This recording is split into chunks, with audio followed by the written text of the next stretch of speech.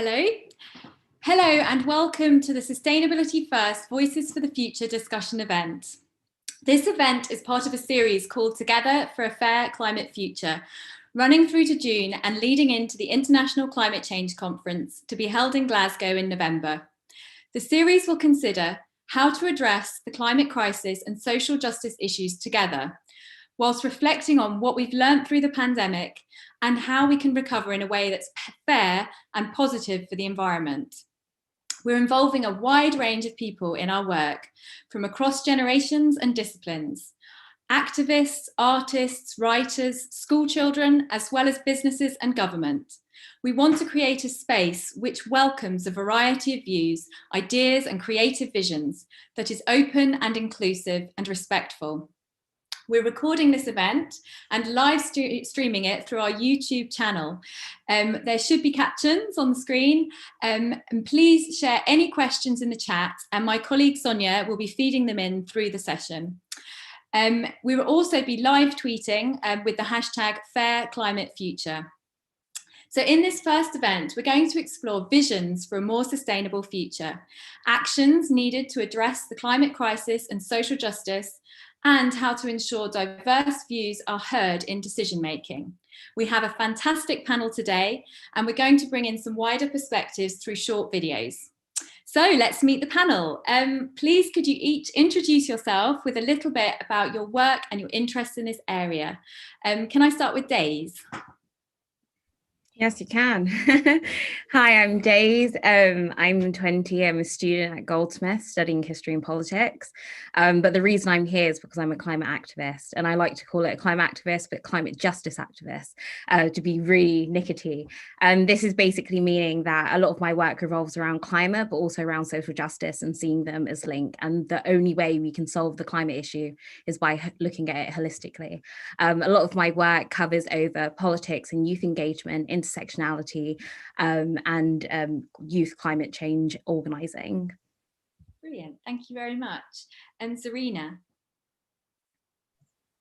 Hi, so I'm Zarina. I've been working on climate change for over 10 years now with different communities. When I say different communities, I mean like really diverse communities from across Scotland. And a lot of my work is around climate literacy, understanding the jargon behind climate change. How does climate change relate to policy, translating policy language into everyday language for everyday people, and then also looking at what climate action is and what do we mean by climate action, what can we do, as well as what do governments do. But again, similar to Daze, I look at climate change from a climate justice issue, and relate it to racial justice, because one, you can't have, well, with one you also have the other. So what all the systems that are there that are creating climate change are the same systems that are having an impact on racial inequalities and other inequalities as well.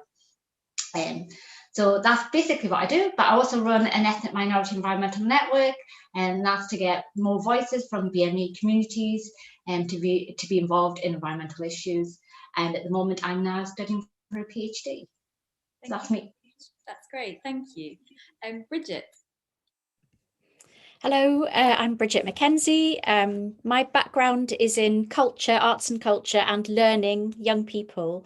And in the last 15 years, increasingly, that's been about how young people can have a thriving future, how climate action is a huge part of that. So in the last 2 or 3 years, I've been really focusing on that, and I helped co-found Culture Declares Emergency. And I've set up Climate Museum UK, which is a mobile and digital museum that helps people engage with the Earth crisis. And it's a distributed network of practitioners across the country and growing all the time. Thank you, brilliant. And Nikita?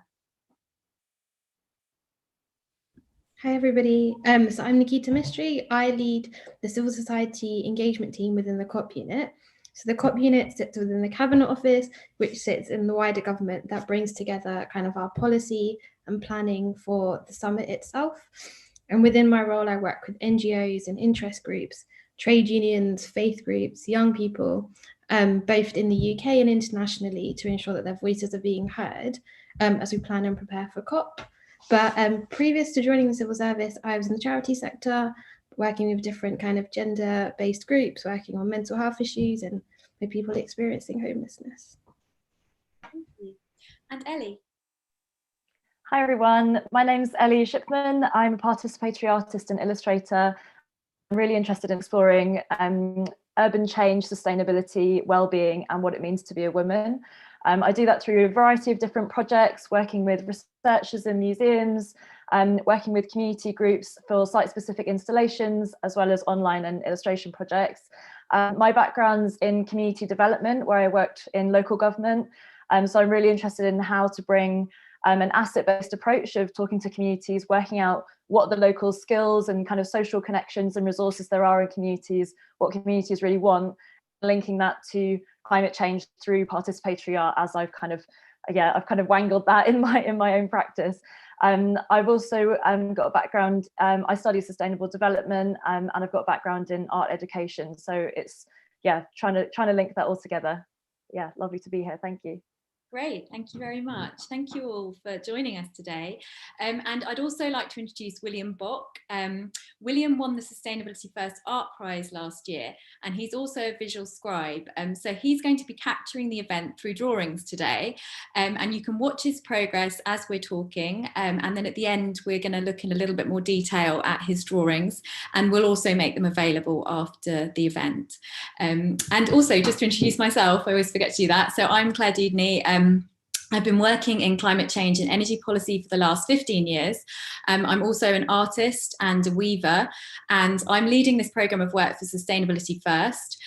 For those of you who don't know Sustainability First, we're a charity and think tank focused on social and environmental and economic well-being.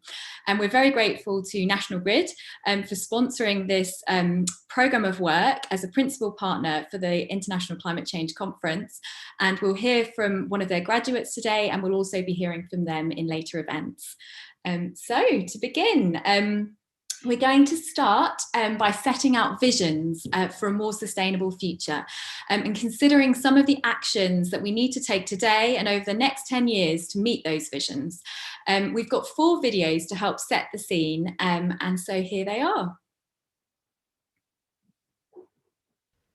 My vision of a sustainable future is one in which our world leaders, our politicians, our government actually care about and prioritise our environmental crisis, our climate crisis that we're experiencing at the moment. That means what we would consider extreme and radical change, things like completely shifting away from fossil fuels towards renewable energy in our public transport, in our cars, in our homes even. It also means shifting across to a green economy in the UK, which means that we're stimulating our economy by creating jobs related to the environment, and it has the amazing side effect of being extremely positive for our climate and for our environment here in the UK. Artists really can help imagine different futures and really help us to sort of move forward with the climate crisis, because we are visual creatures at the end of the day, and I think that we learn from what we've experienced and what we've seen. So when you put somebody in an experience rather than just an artwork on a wall, it really changes their perspective on it. Since producing Canivio, even though all these images obviously aren't real, they're things that I have created within a 3D modelling software and a gaming engine, people still have a connection to them because they are reality actually. And there are locations in the world such as Henderson Island which actually do look as bad as the imagery. So the first section is an area of beauty. It's like a perfect paradise, I suppose. And then you travel under the fish netting and it's actually the reality put in front of you, which is obviously a heavily polluted ocean. And it forces you to question which you prefer. But also, while it being in virtual reality, you're completely on your own in there. Like there's no one else to turn to. And it becomes quite overwhelming. And I think as far as an immersive experience can go, I think that really is where art moving forwards, especially with technology and everything improving, it could really have a positive impact and really support the future.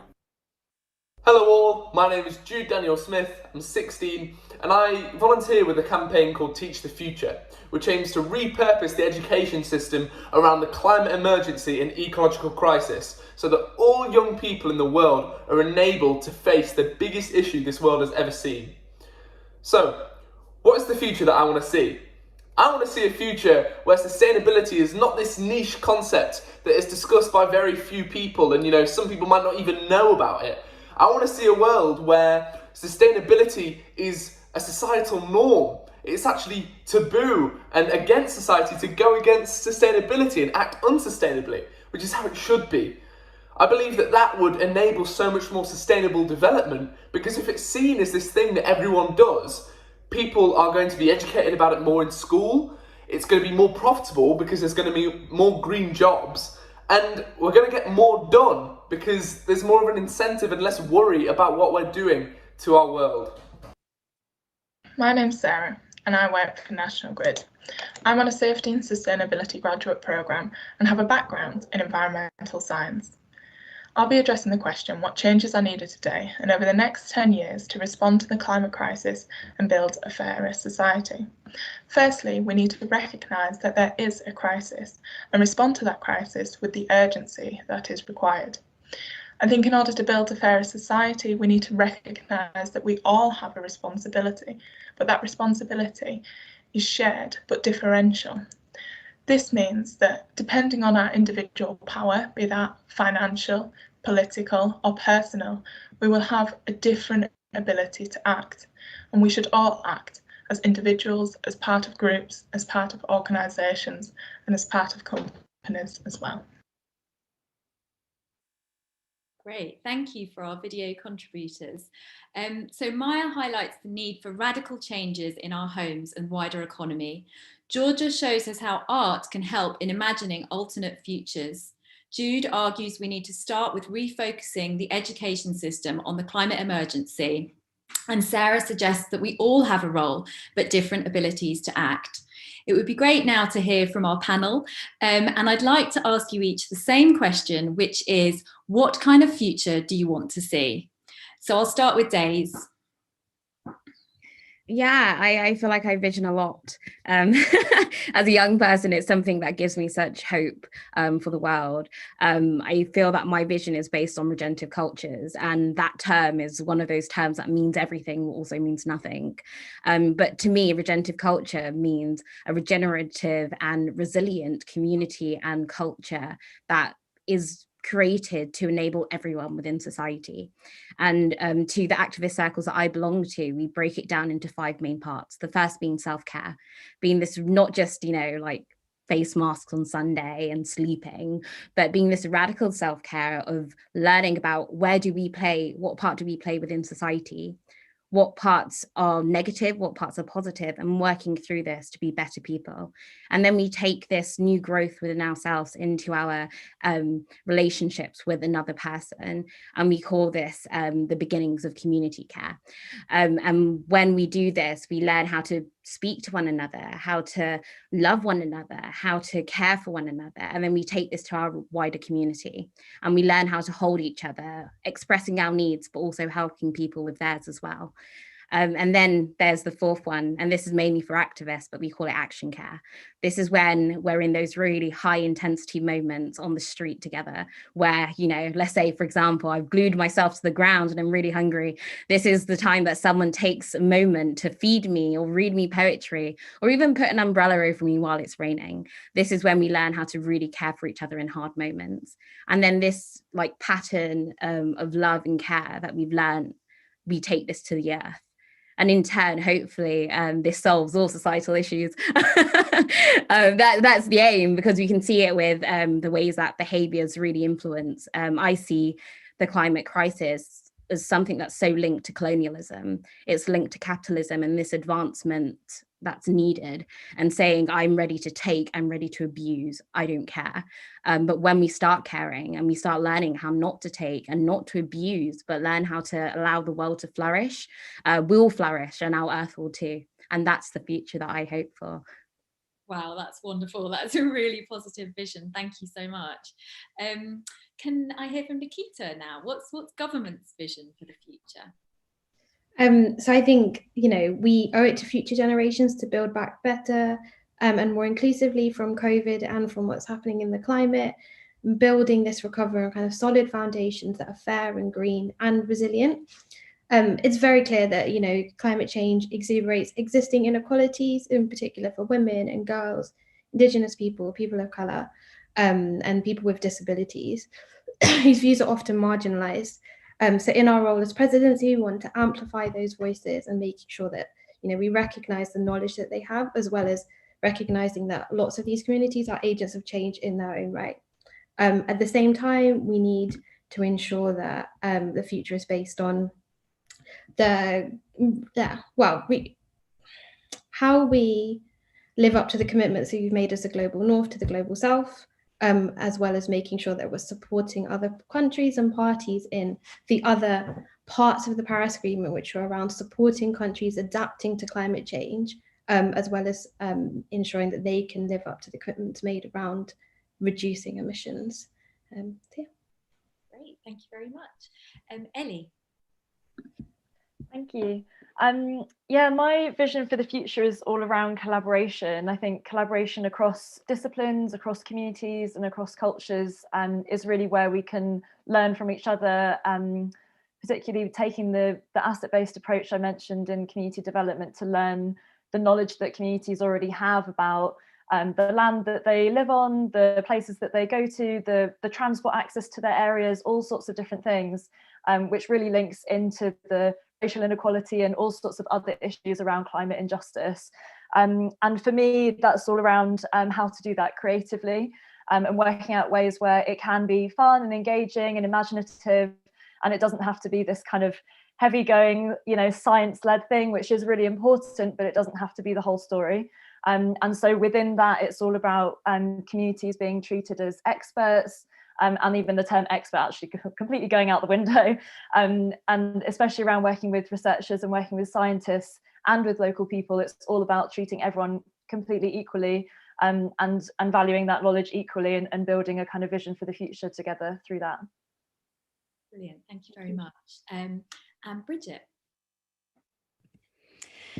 Yeah, I agree with all of the other visions, but I want to say I really want young people themselves to imagine that they have a future. For me, that's so essential. So, I want to work to support young people to feel that they can confidently look forward to secure, loving, enriching lives. But despite the inevitable challenges of the Earth crisis, some of them are baked in. So it's about supporting young people to be as positive as possible, but also realistic. So in order to get there to this future where we will have a regenerative culture, there are some really basic things that need to happen. Governments need to collaborate on international laws. We need ecocide to be a crime against peace. Governments should be run in service of life and not in service of the extractive companies that want to profit. I want to see, for me, a regenerative culture is actually perhaps a bit more about change happening at the ground level of shifting ownership of land so that it's more common, economies being dedicated to well-being, not wealth, land being rewilded and restored, and the role of culture or arts and culture being to enable all of that learning and shifting all the way through. So yeah, it's all about supporting young people to have agency to make that change in collaboration with all of the institutions that have more power. That's great, thank you. And finally, Zarina. Yeah, so I suppose I'm looking at it much more from a selfish point of view and a more idealist point of view than Bridget. And Bridget's great because that's kind of given the steps to where I'd like to see the world. So the world I'd like to see is a world that's much more connected. And I don't mean like connected like we have now, that's globally connected through digital platforms and digital media and trade connected. What I really mean is that being connected at a deeper level, about relationships, about humanity and about us being connected to our natural environment. So it's moving away from having an ecocentric kind of worldview and moving away from the ego to the eco, and to say, well, how, and acknowledging our part in nature, and not one where it's dominant. You know, we're not the dominant beings, we're not the dominant species. You know, we're part of nature, and being reconnected to that is really important for me. And as well as that, again, looking at like the dominant species, again, that goes to our like systems that we have in place, like capitalist and colonialism, that have created this dominance. I want to be able to shift away from all of that, where everybody is really equal and everybody has a share of everything. And I want a world without no borders. Yeah, so this is such a huge question for me. It's just like, you know, this is what I want. I want a world where there's peace, no poverty, and equality. That's wonderful. What an amazing vision you all set out. Well, the next step for us is to think about how we make it happen. So let's talk now about what actions we need to take to realise some of these visions now and over the coming years. I wondered perhaps if we could start with Nikita, just talking about what the government's priorities are for the Climate Change Conference, and also for people who haven't heard of the conference and they've heard terms like COP26. Could you just explain what the conference is all about and what happens there? Of course, we use a lot of acronyms that can get quite confusing sometimes. So just to start, so COP26 is shorthand for the 26th Conference of Parties to the United Nations Framework Convention on Climate Change. So the UK will be hosting COP26 in partnership with Italy, and we are the incoming presidency, and Chile are the current presidencies. And so Italy, in their role, is like kind of co-presidents, will be leading the pre-COP session as well as the youth event before the COP in Glasgow, which will take place between the 1st and the 12th of November. Some of you may already be aware that it had originally been scheduled to happen last year, but because of the impacts of COVID, this was scheduled to this year.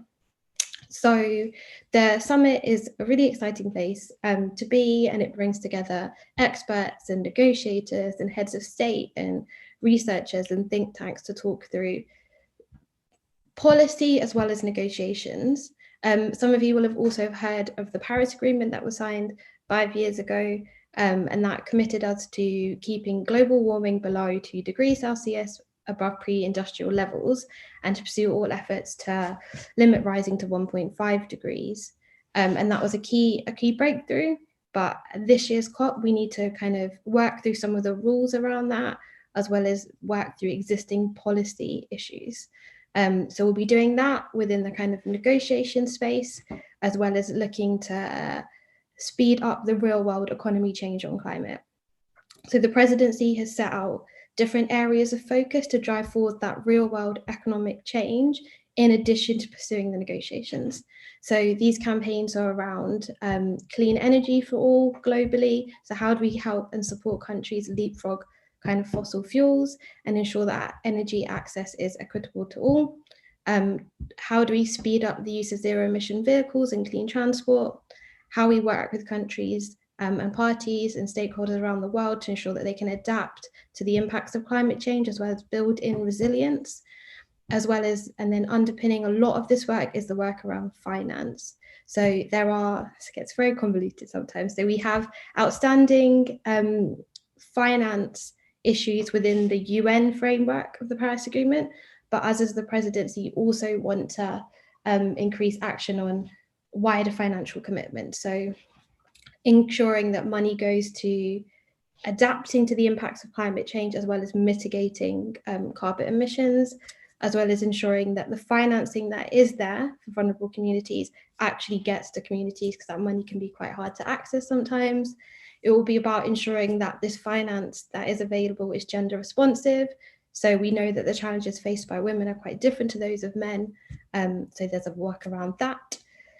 Yep. So there's the two kind of pronged approach, and they're the overarching priorities in summary for COP. Great, thank you very much. And I wondered, perhaps if I could go to Zarina now.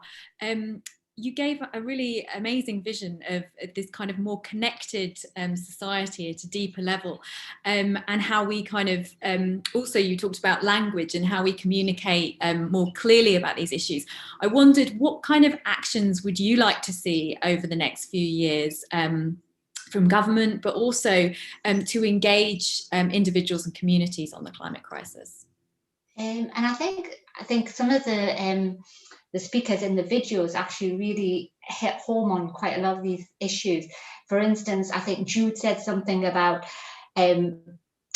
being normal, normalizing it, and it being the default. Sustainability is default. The way we live our lives is more sustainable. It's not the alternative way, which it has been for numbers of years.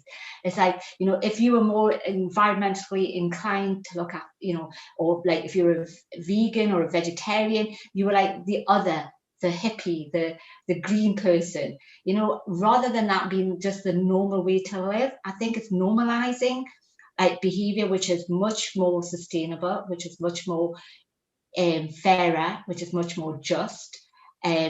Whereas at the moment we've become, our education systems, our political systems, our financial systems have all made it like the normal way to live is a way where exploiting resources and people has become normalized. And we've desensitized ourselves from that. So I think for me, it's bringing that back into our world. So it's not just our lives. When I say our world, I mean like our political systems, our education systems. It's reforming all of that, and that's probably a simple way that I can capture that. Thank you. And I wondered maybe, Daze, if you could follow on your kind of ideas around how we create a society of care and love and kind of empathy is an incredible vision. And I just wonder how those ideas spread. Do you know what I mean? How you get that kind of wider cultural change in that way. And yeah, it'd be great to get your thoughts on that. Yeah, I think that when it comes to climate change, it's a collective issue. And I feel that if we distract ourselves with thinking about the individual and what the individual can do, it can actually become quite problematic. I feel like linking back to my Indigenous culture, where we learn how to solve issues together and thinking about the next generation in those solutions has really changed my ideas on how we should go about creating the larger systemic behavior changes we need from us, but also from our governments as well. So I kind of see it as like there's a short term. The short term is getting government to act and act radically to save not just us in the UK, but also the rest of the world. As we know, climate change is already very much here. It's here for the people in the global south experiencing drought, flooding, and so much more. It's here in the UK with air pollution and even flooding as well. So we need immediate action and powerful action that will actually mitigate against the cost, not just figuring out how to live with it when it's already really bad. I think that's the framing that we need, but also there is the long term, and the long term is similar to Ellie in her vision. It is bringing people together to create solutions. That is the beauty of having so many different people with different backgrounds and understandings of the world, is if we come together, we will stop all the blind spots of where care doesn't reach. And that's how we're going to start creating really radical change around climate and social justice issues. And I also think of it as in the scales of impact as well. So this can happen on the local scale, and this could be, for example, me petitioning my local hospital to talk about air pollution as a healthcare issue. Or it could be a national issue of us getting our governments to start talking about the impact of climate change, not just on the people in the UK, but the global responsibility of us as the UK with our own colonial past in aiding everyone across the world to do more and fight against climate change, and especially the effects on the more climate vulnerable islands like the Marshall Islands, for example. And then there is the really international one of where we all link hands together as countries, as people, as lovers of the earth, and say, how can we solve this issues, not just for this generation who's here, but generations to come, and solve it to the point of where we will never have to look back at climate change ever again. We will never have to experience the losses and grief that we're experiencing now, and making sure that the solution is a solution that lasts. Thank you. And actually, it would be great now to hear from Ellie, you know, on the kind of issue of collective action and how you engage with communities creatively and through the arts. Yeah, well, I think it's interesting thinking about the collective and the individual, and I think Daze is absolutely right in that it needs to be collective. But I think to start from the individual, you have to feel well, and you have to, you know, there's so many different elements around being prepared to launch into activism, to launch into any kind of creative project or petitioning and things like that. And for me, when I was studying my master's in sustainable development, it was like an existential crisis. You know, like reading endless information about climate change was extremely overwhelming, and I really had to kind of pare it back to think about, okay, what skills do I have that I can apply to this situation? Who are my networks that I'm able to influence? Where can I actually make action that will have an impact?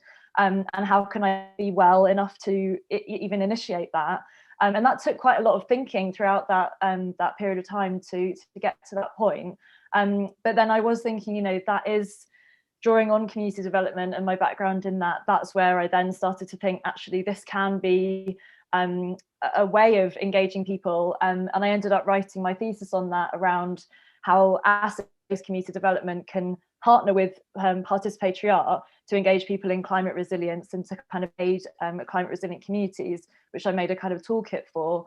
And it's basically all around having an exchange with people, being really open, having a two-way conversation that's not about this top-down or kind of parachuting in.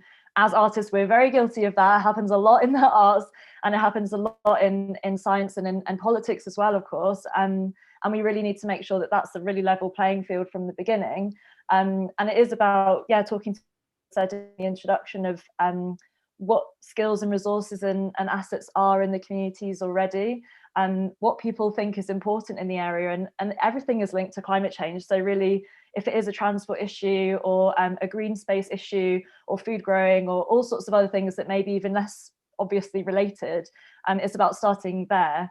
And in community development, there's a saying of going where the spark is, which I think is really important in climate justice and activism as well, is that it really takes like another neighbour or another resident to say, oh yeah, I'm interested in that, and you know, I'd like to start a project on this, and then to kind of pool the resources and find things to support that individual.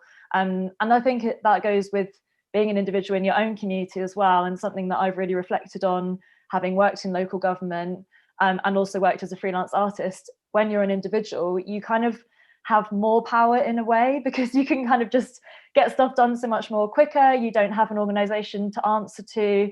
And I think that power has really enabled me in my own kind of, yeah, having confidence to connect with local residents in my own neighborhood, and just building on my own community as well, outside of my career and other interests, which I think everyone has the power and skills to do.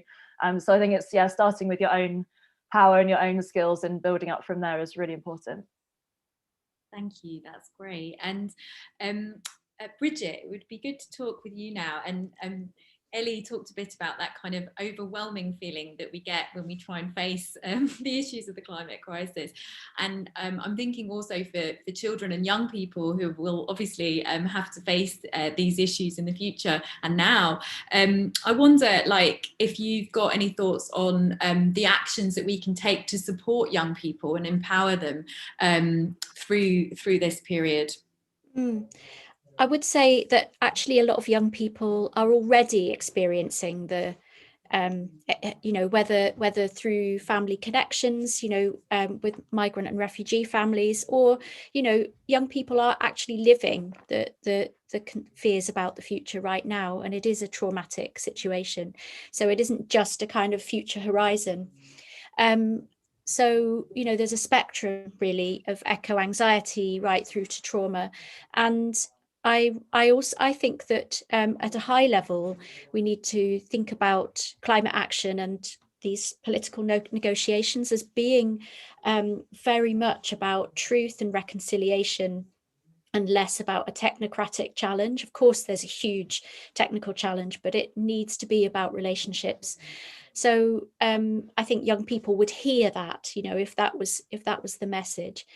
And I think that the role of arts and culture is huge because you're probably aware of Rob Hopkins, who talks about the idea of the importance of the imagination in envisaging a thriving future world. And he talks about how imagination shrinks when you're in stress.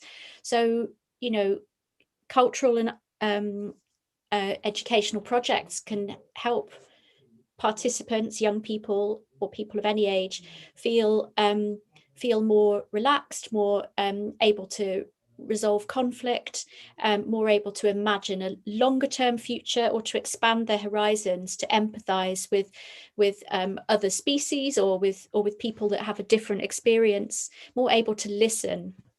So there's I could talk about particular projects, but I think really it's just a kind of a matter of principle that we need to design these negotiations and cultural programs so that they are really about that relational, coming together to imagine futures. Yeah, and I just love everything that everyone else has said. That's great. Yes, please, Zarina, come in.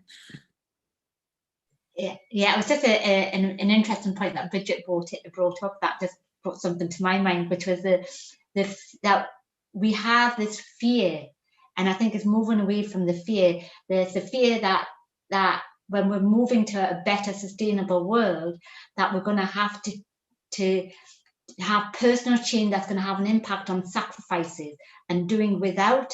And if we can get young people and everybody to start visioning a world that fear is taken away and removed, and that this change is a positive change, I think that would be what like governments and policymakers and activists that we should all be trying to strive towards, is like creating this positive vision rather than a vision without. Thank you. I wondered actually if we can go over to Sonia now to see if we've had any questions from the YouTube chat. Yeah, thanks, Claire. So we've actually had lots of interesting discussion and a few comments coming in. And so one question that I think it kind of is addressed to the entire group is about the urgency of the climate crisis. So we know that the climate crisis is its impacts are felt in all over the world and in many communities.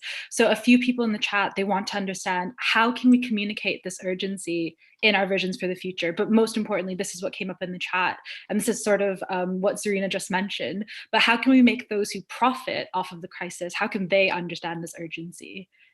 So feel free to answer, whoever has any insight. Please put a hand up if you want to answer. Yeah, Bridget. Yeah, I was just going to say that we really need to appeal to the hearts and minds of those people who profit or who are sort of, aspirational in that system that's all about growth and profit. And so this is why I'm just completely addicted to the arts and culture as a force for appealing to hearts and minds. And not just human hearts and minds, but inter species. It's a small answer, but it's just something I wanted to say. Thank you. Did anyone else want to come in? Yeah, Zarina. Yeah, I think what would also be useful would be that we seem to make, like, when policies are made, it's very much focused on like an individual country, right, or an individual space, or solutions are very or place-based solutions, right, and there's not that interconnectedness to show our place in the global world. And I think if we can stop living in bubbles and realizing that what we do here has an impact somewhere else, and show that connectedness, I think that would help to show the urgency of the climate crisis. Thank you. Yeah, we've got some more discussion events coming up, and one of the topics that we're going to look at in our 5th discussion event is how we kind of break out of those bubbles that are particularly created through social media. So we're going to be looking at that later. Did anyone else want to come in on that? Yeah, Nikita. Great. I don't think there's that much more to add because of what's already been said, but I think we have to create a positive future. Like, telling people negative, horrible stories is not going to encourage people to change. And there are lots of opportunities in a carbon-free, sustainable world, like it's like, you know, it's good for everybody, it's good for the planet, and we have to be able to articulate that vision. I think we are seeing a lot of commitments from businesses, which is great. That doesn't mean we don't hold them to account to make sure that they're genuine. But at the same time, I think there's more that sectors can do to come together. So I think civil society does an amazing job of holding government to account, and holding businesses to account. But I think the thing I've seen a lot in my role is like, there could be more collaboration to have those conversations and have those dialogues like together, just to work through any myths or misconceptions, and then you can kind of build a bigger and better, more effective picture about how you plan for a more sustainable and inclusive future. That's great, thank you so much. Well, that actually leads us on to our next discussion topic. But actually, before we go on, it would be good, could we do a full screen of William's drawing, just so we can see how it's coming along? If you could zoom, that's it, brilliant. Wow, okay, so you've captured some of the words that we've been talking about, and particularly the kind of ideas of regenerative culture, moving from ego to eco, and these kind of positive visions for the world. Thank you, that's really helpful. We'll look at the drawing a little bit more at the end. And so now we're just going to talk about some different ways of engaging people in decision making on the climate crisis. So individuals, communities, businesses and government, how we can ensure diverse views are heard and balance the needs of current and future generations. And also how we can give a voice to nature and the interests of nature. So if we could just have a look now, we've got some video contributions. So if we can switch screen to those videos, thank you. Great. Hi everyone, my name is Banseka and I am the founder and director of Naked Politics, which is an organisation that engages young people in politics and amplifies their views and experiences. So in practical terms, what can young people do to keep up the fight against climate change? I think there's lots of things young people can keep doing. Your support for politicians and change makers, who want to implement transformative policies and pressure those who don't. And you can do that by joining protests, signing petitions, and also writing directly to them. So you can write to your MP, for example. I'd also say keep educating yourself on climate change as an intersectional issue. In other words, an issue that is about lots of different inequality issues. There's lots of organisations and platforms out there with helpful resources for you. And then finally, I would say that social media doesn't have to be a toxic place. You can make use of social media in order to organise. It could be a great way to find other groups and to kind of mobilise and take part in wider social movements to kind of create some real change. I think it might also help to boost your own personal motivation to make small individual changes, maybe like consuming less meat or buying more sustainable products. My name's Laurie Smith. And I'm Senior Foresight Lead at Nesta, an innovation foundation. I've been invited to introduce participatory features, which I've been researching with my colleagues, Jose Ramos, John Sweeney, and Kathy Peach. Participatory features is a way of including citizens and communities in exploring the future. It can help unblock decision-making and action on contentious, long-term challenges like climate change. One example is Carbon Ruins, an exhibition set in the year 2053, which tells the story of how Sweden became the first nation to achieve net zero emissions in 2045. We think participatory features is important because conversations about the future are too often dominated by experts from industry, academia, and government. Engaging more citizens in shaping the future will lead to emerging technologies like electric cars, say, working in the way people want, greater support for tough choices like reducing carbon emissions, and long-term rather than short-term decision-making. Hi, my name's Charlotte Hansen, and I'm a lawyer with the environmental law charity Client Earth. To create a sustainable future, polluting companies need to be held to account not just for the environmental and atmospheric harms that they cause, but also for their misrepresentations to the public and to decision makers. A company greenwashes when it deliberately presents itself as being more environmentally safe than it actually is in order to improve its public image. And the scale of the greenwashing problem is enormous.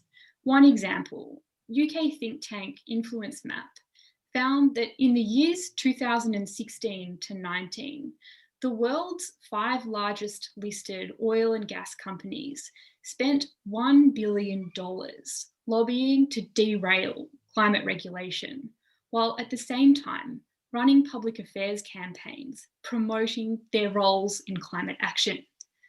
So, in pursuing climate targets, the public and governments must call out legally and culturally this kind of fossil fuel industry greenwashing. I'm Shilpa Shah. I'm now a coach, but 15 or so years ago, I led the Aghaji project, working alongside Black and minority ethnic communities and faith communities on climate change and climate justice in a creative way, and really creating a feeling of togetherness around those issues. My hope for future climate-related conversations, which are inclusive, courageous, and ultimately more effective, is that folks learn how the history of climate change is intrinsically linked to inequality and oppression. So the destruction of the natural world isn't separate to systems of white supremacy, of patriarchy, of capitalism. And to talk about climate change separate to all those things is ultimately excluding. Also, I hope that folks learn to welcome the heart, the body, and the spirit into these conversations. Facts and figures are important, but we need great stories too, you know? We need to learn to listen to each other truly, to challenge each other to grow, and to really dare to accompany each other as we dream.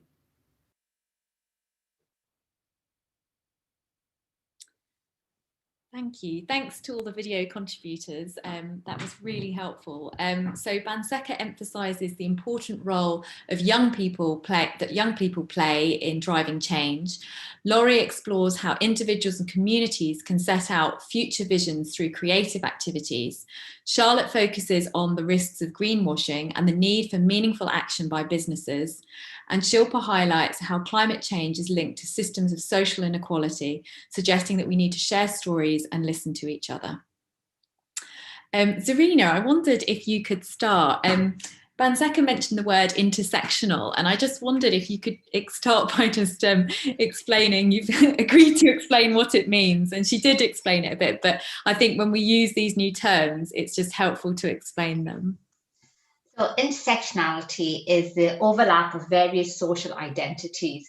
So it's like saying that, so usually people are put into boxes. So somebody might look at you and say, Claire, you're a woman, right? But there's more to you, Claire, than just being a woman. And there's more to me than just being a woman, a female. So it's like, so it goes beyond just having one social identity. So it's to say like, okay, so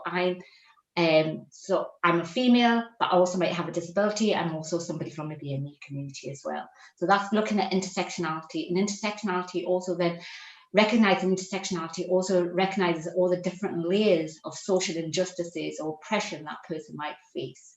And I think that's what the important thing is, to recognize all the different layers and to say, right, okay, it's not, if we put one program in to combat looking at gender equality, that's not going to resolve all the answers.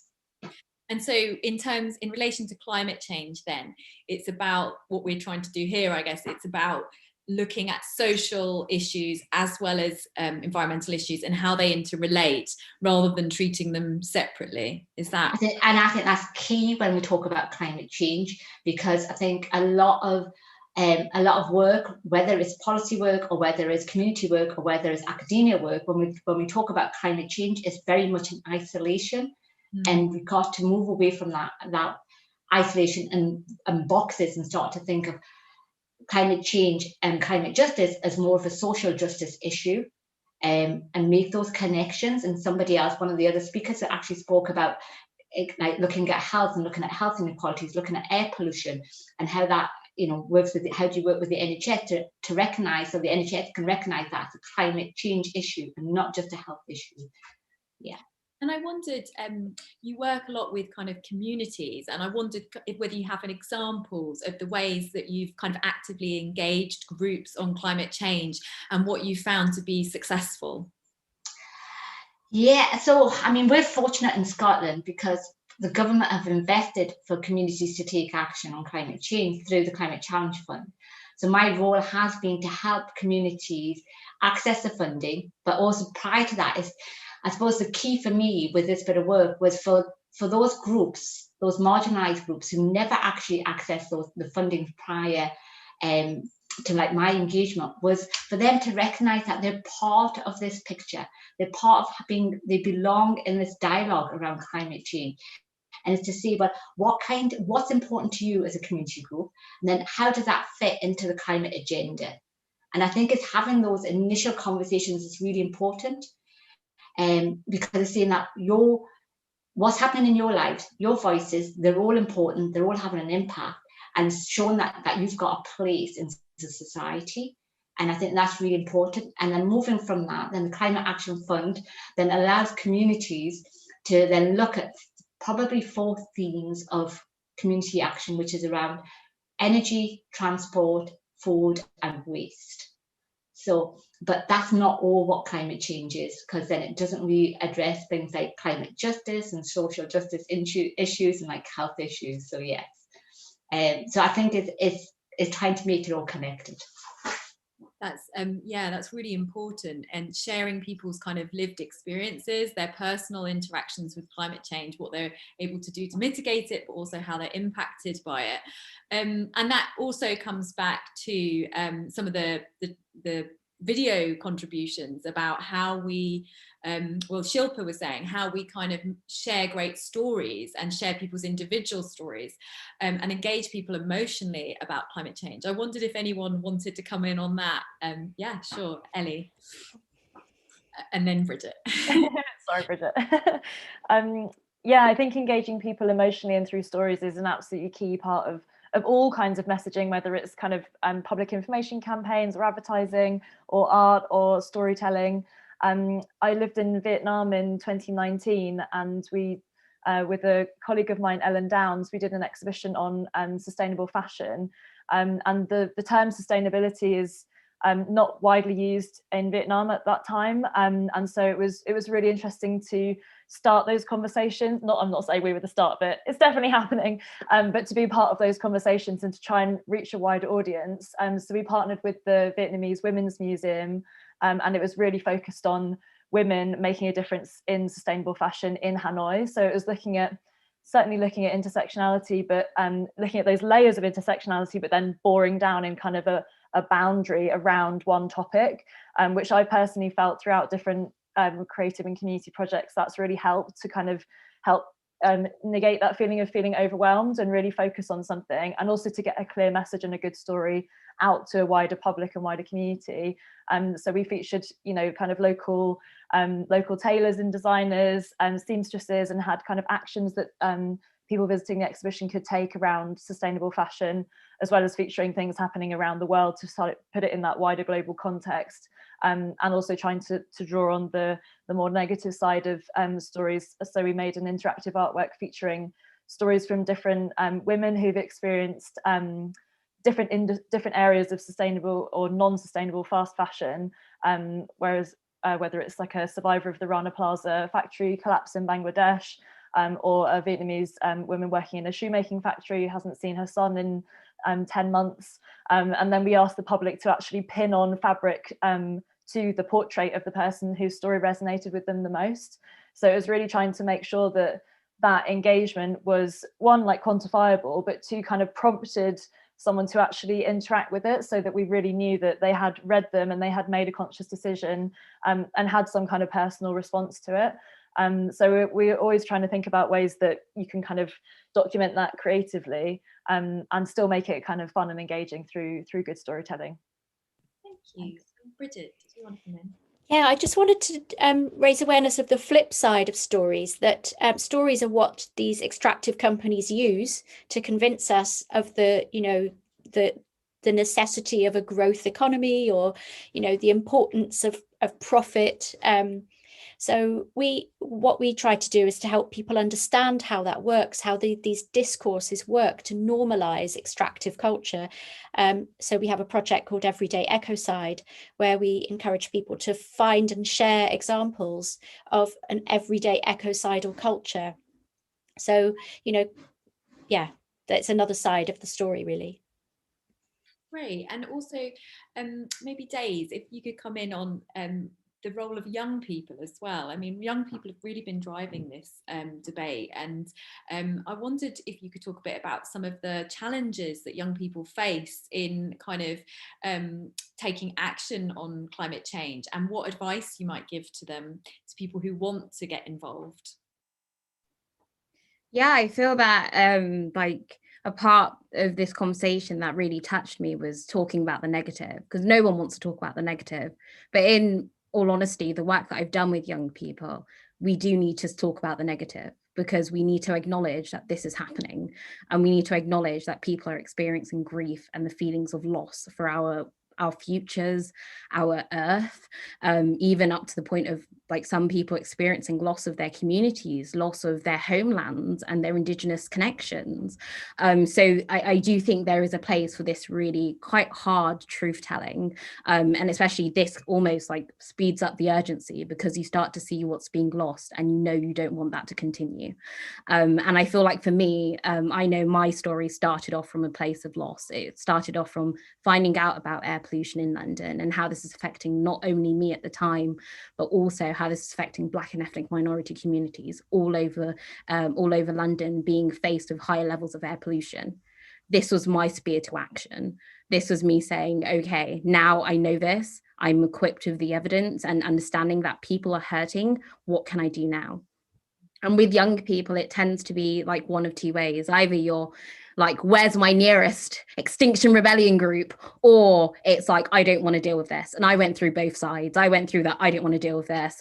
We're messed up. It's going to end, and just get on with life as it is.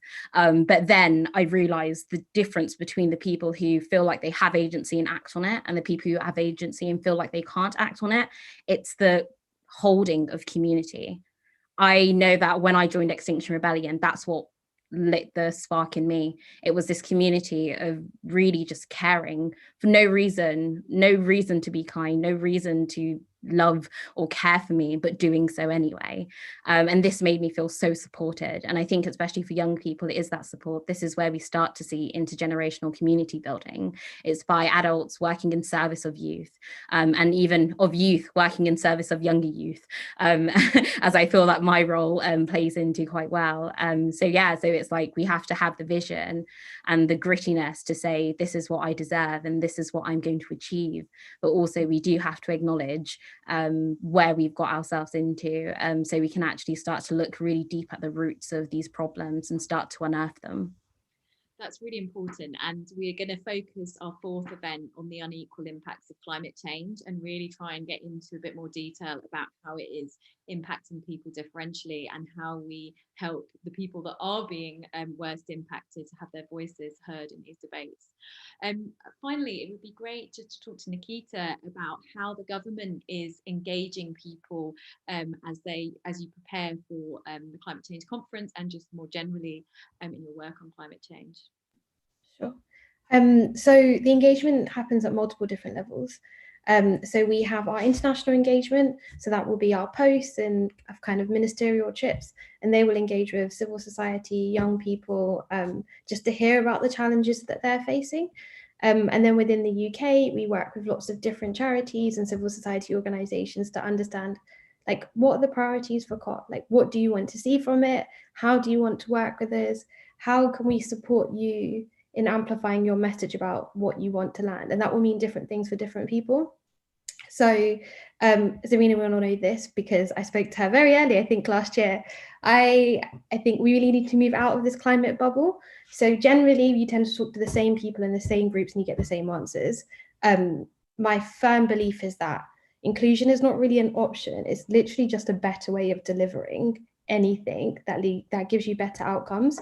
So as part of this, it is taking a proactive approach to reaching outside of the communities that you work with to understand what they're interested in. So for some of the groups we work with, they are really interested in ensuring that the summit itself is inclusive of people with disabilities.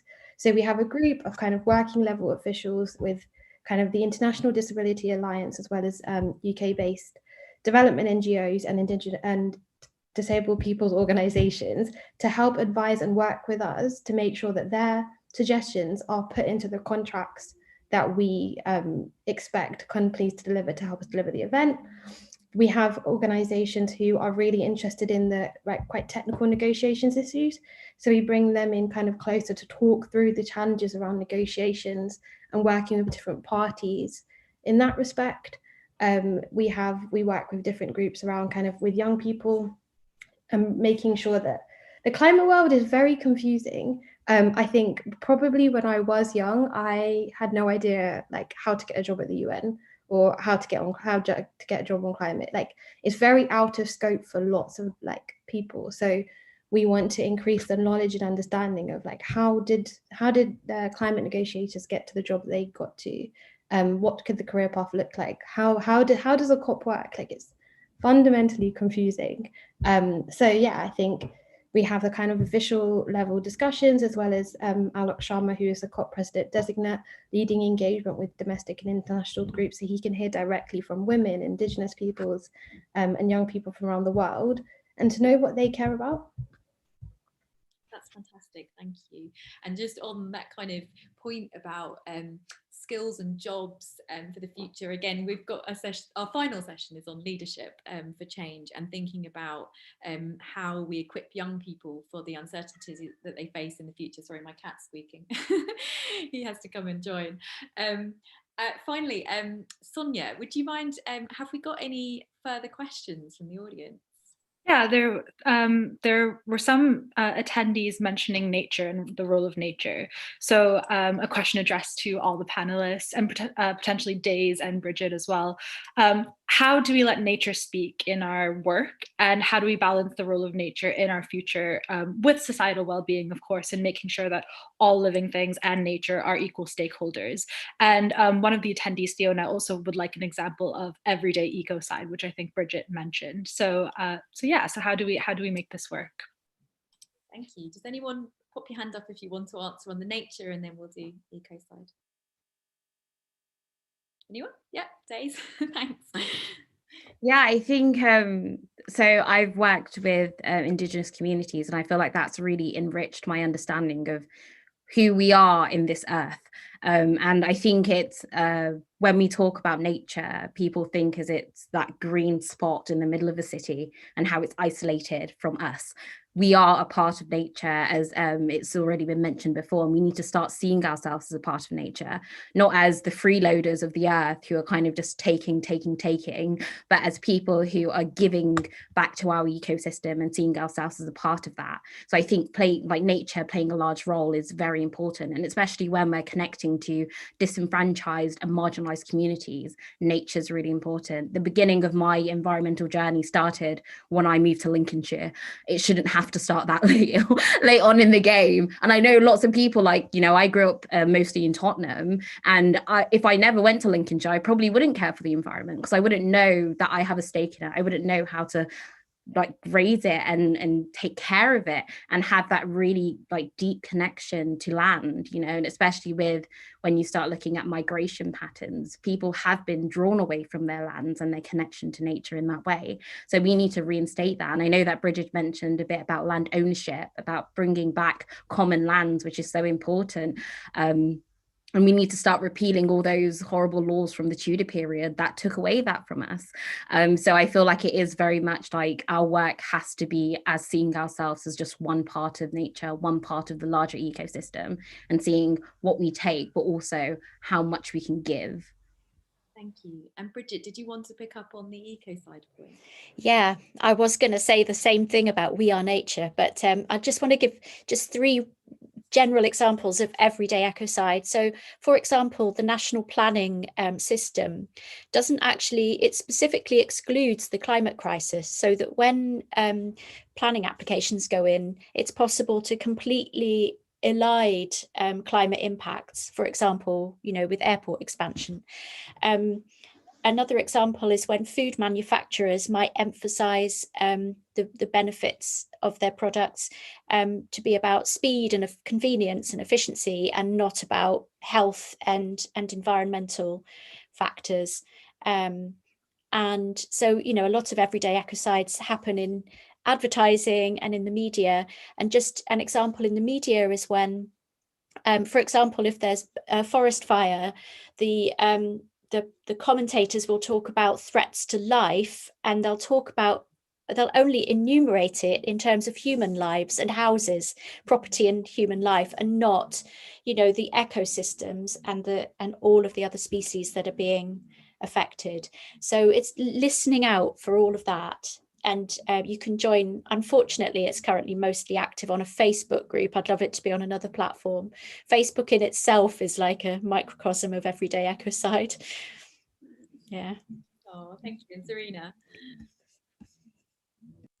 Yeah, I just want to build on what Daze was saying, because before she mentioned something about agency, about young people who have agency, but there's lots of people who don't have agency.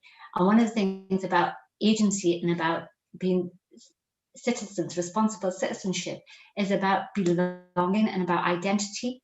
And when you have migrant communities, and this is like a lot of the work that I've done in Scotland, people don't feel they belong to Scotland, right? They don't belong to Scotland because they don't belong to the land of Scotland. And it is literally about being connected to the land, whereas they still hold on to their roots from other parts of the world because that's their land. And they talk about their land, they talk about homeland. And it's if we can encourage that of everybody being able to belong to the land, being part of the land, being part of the environment, I think we'll also get more responsible citizenship. We'll get more people that feel as if they have more agency as well. Thank you. Thank you so much all for your contributions. It's been really interesting debate today. And thanks to the panel, but also to the video contributors for sharing their ideas and experiences.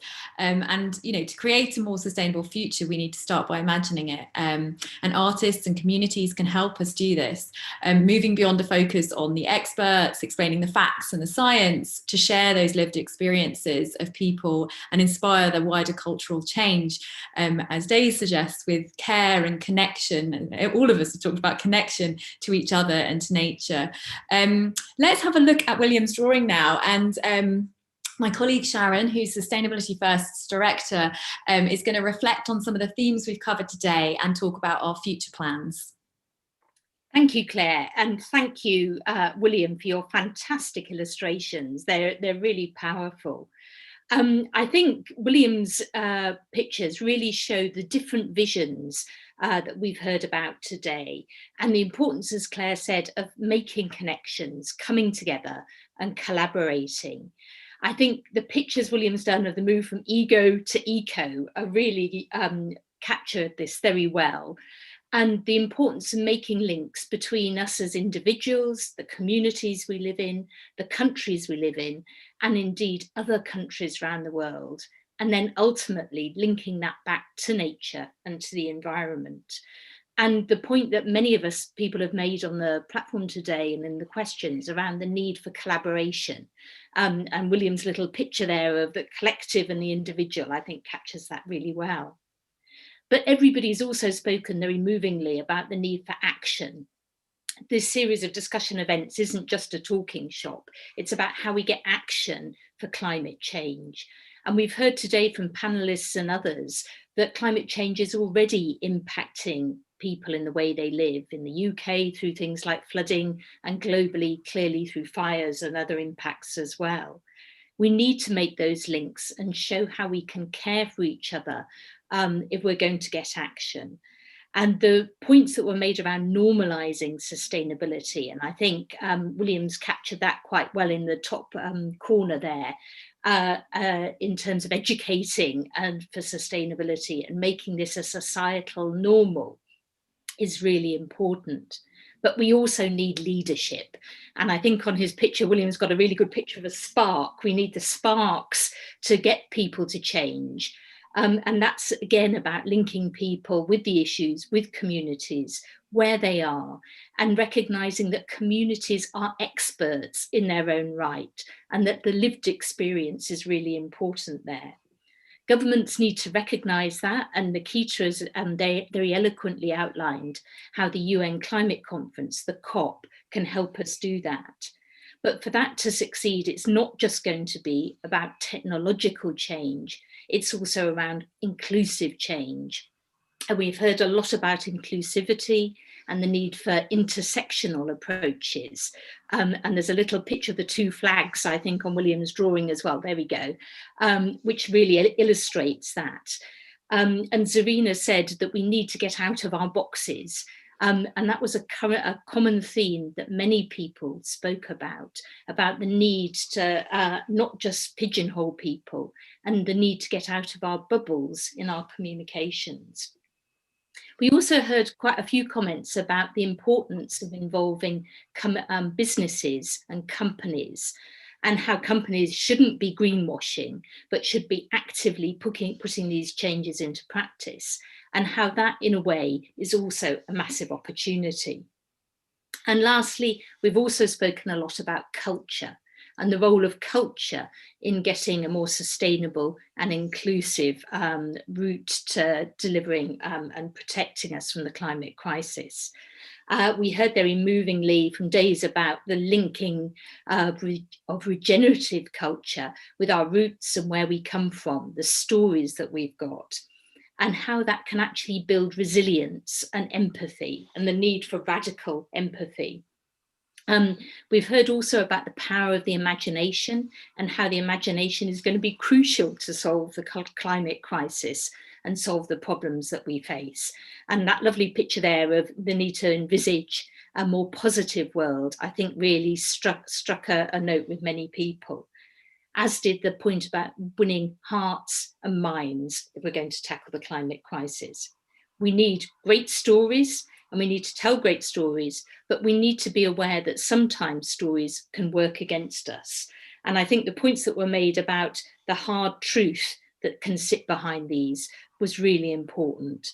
But recognising that hard truth can actually drive change, and that's what we want to see. So I'd like to thank everybody who's taken part today for doing so, in particular our fantastic panel. We'll be putting William's pictures up and the videos up, and indeed the whole of this YouTube clip online. So please do have a look at particularly at the stories and the videos again, because there's fantastic food for thought there. This event is the first event in a series of 6 events that Claire's spoken about.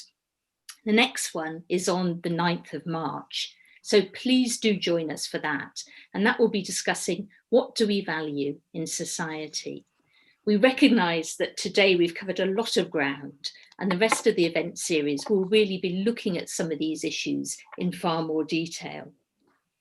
We'll be in touch with many of you to try and identify speakers for the next few events.